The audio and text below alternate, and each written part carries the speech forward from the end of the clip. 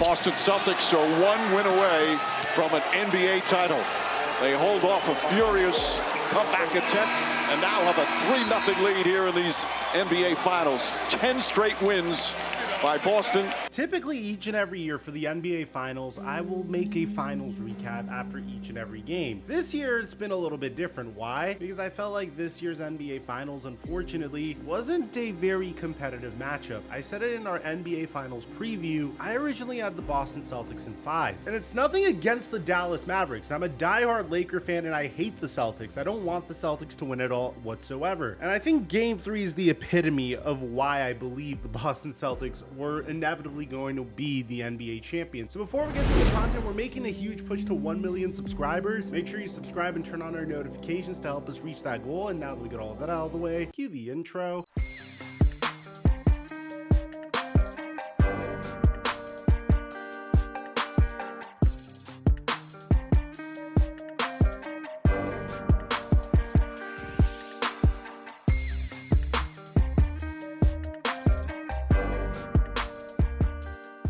Mike check 1212. What's going on, everybody? One of the biggest memes in the NBA this year is how easy it was for the Boston Celtics to make it to the NBA Finals. But at the same exact time, I've said repeatedly on this channel, even if each and every single team in the Eastern Conference was healthy, chances were that the Boston Celtics were going to make it to the NBA Finals. This isn't the same Boston Celtics team from years past. Over the offseason, they swung a huge trade, completely altering the fiber of this team, trading one of their fan favorites in Marcus Smart and also adding Mike Mazzulla and Danilo Gallinari to the mix with the 35th pick in the 2023 NBA draft in order to receive Kristaps Porzingis, a top 4 protected Golden State Warriors 2024 first round pick, and the number 25 pick in the 2023 NBA draft. Once that was done, many fans were saying that the Boston Celtics weren't going to be the same. Defensively, they weren't going to be as dominant as they were in years past. Right after the Milwaukee Bucks traded Drew Holiday to the Portland Trail Blazers, the Boston Celtics struck again, trading Malcolm Brogdon, Robert Williams, the same Golden State Warriors first round pick, and a 2029 unprotected first round pick in order to get their two-way guard. Now, that's not to say that the Dallas Mavericks didn't make a bunch of incredible moves to improve their own team, like drafting Derek Lively in the NBA draft this past year, or attempting to plug in Grant Williams by trading for him before deciding to trade him during the trade deadline. They snuck a great deal to bring in Daniel Gafford. They traded for PJ Washington. The Dallas Mavericks seem to have finally been able to assemble the perfect team around Luka Doncic and Kyrie Irving. They're definitely trending upward, and each and every year Luka Doncic is getting closer and closer to hoisting up that Larry O'Brien trophy. The problem is it's a completely different animal than the Boston Celtics. The reason why I was so confident that the Boston Celtics were going to win this series in 5, and it could be even sooner at this point, is a mixture of one, their experience. Jason Tatum, Jaylen Brown, Drew Holiday, and Al Horford all have extensive experience playing deep into the playoffs and in the NBA Finals. But in addition to that, the Dallas Mavericks aren't nearly as deep as the Boston Celtics were. The Boston Celtics came into this matchup the best offense in the NBA and also a top 3 defense in the NBA. And that's the main reason I felt so confident that even if each and every team in the East was healthy, the Celtics would still win. Because not only did the Celtics have an easy path to the NBA Finals, which they did, Jimmy Butler being injured in the first round, Donovan Mitchell getting injured in the second round, Tyrese Halliburton getting injured in the Eastern Conference Finals definitely makes things significantly easier. But regardless, even if everyone was fully healthy, the Celtics would have been more than capable of being able to defeat each and every single one of those teams. And it's because it's a different team this year. There's many ways that this team could beat you. You saw that within the first 2 games of this series. In game 1 and 2, Kristaps Porzingis came out with a vengeance. Kingus Pingus dropped 20 points off of 8 of 13 shooting and had 3 blocks in his return for the Boston Celtics in game 1. And then in game 2, he still dropped 12 points and had 2 blocks off of 4 of 7 shooting. But the Dallas Mavericks had a glimmer of hope for game 3. Kristaps Porzingis was injured. Dallas Mavericks finally got to play in front of their home crowd. Surely they would be able to finally get a victory. But that's when you truly realize how deep this team is. is. I mean, once again, the Celtics have Jason Tatum, Jaylen Brown, Drew Holiday. Sometimes Derek White goes off. Sometimes Al Horford might turn back the clock, but if he doesn't, it's okay because he's primarily there as a defensive enforcer. On top of that, Joe Mazzulla is just getting progressively funnier. Do you remember when Joe Mazzulla was asked about the royal family and he said this? A question, did you get a chance to meet with the royal family? And if not, how was it like having them there in the building?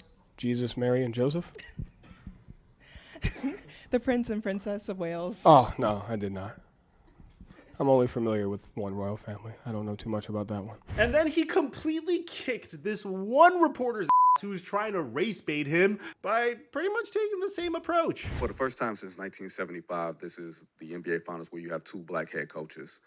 Given the plight sometimes of black head coaches in the NBA, do you think this is a significant moment? Do you take pride in this? How do you view this, or do you not see it at all? I wonder how many of those have been Christian coaches.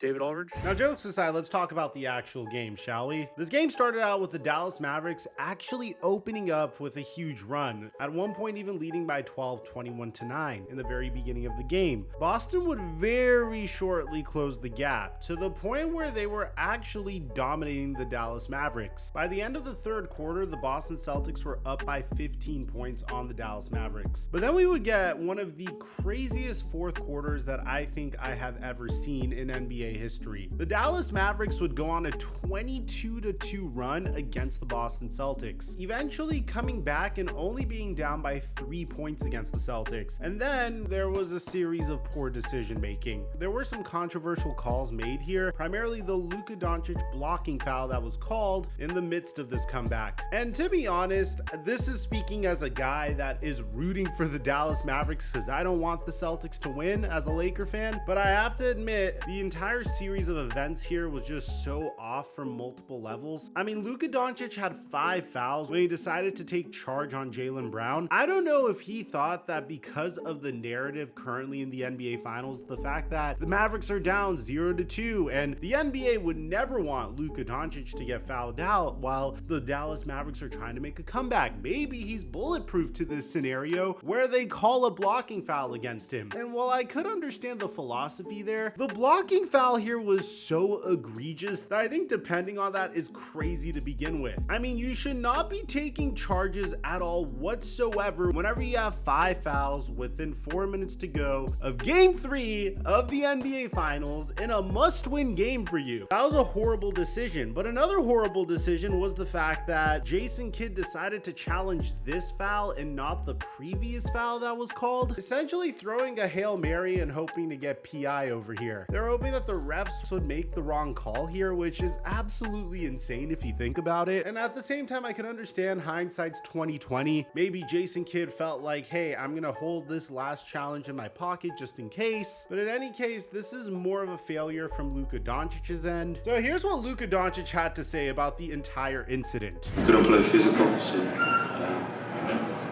don't know. I don't want to say nothing, but 6 foul in the NBA Finals, where basically like this. Come on, man.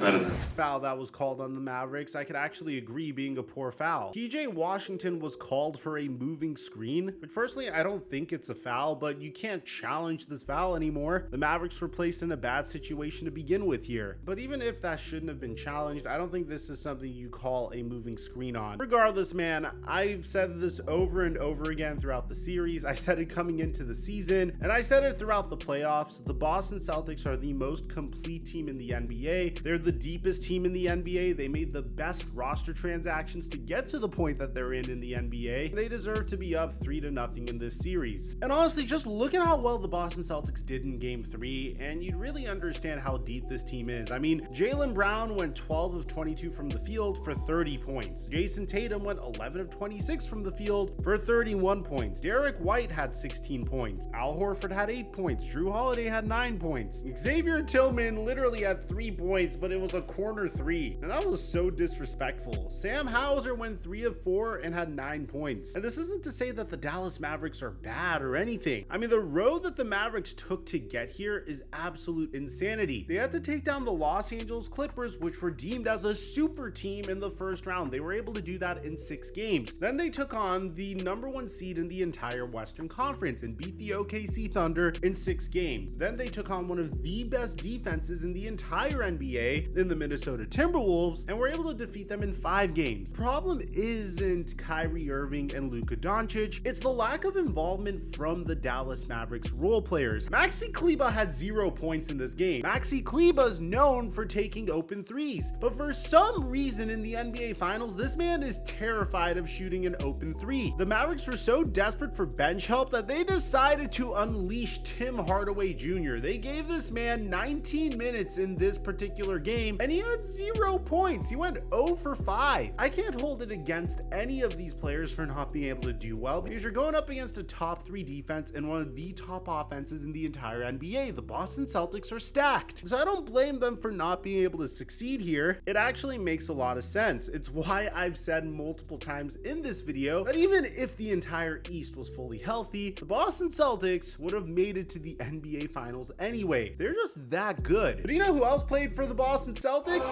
Jesus. Okay, maybe not Jesus, but Kendrick Perkins, who also may have compared himself to Jesus once LeBron James unfollowed him. It is by far, we made a video earlier today on one of the most unhinged episodes ever aired on ESPN. I'll meet you guys over there, and I'm gonna leave a link to it in the end screen. Aside from that, I'm your boy Mike, and I'm dropping our mic until our next upload.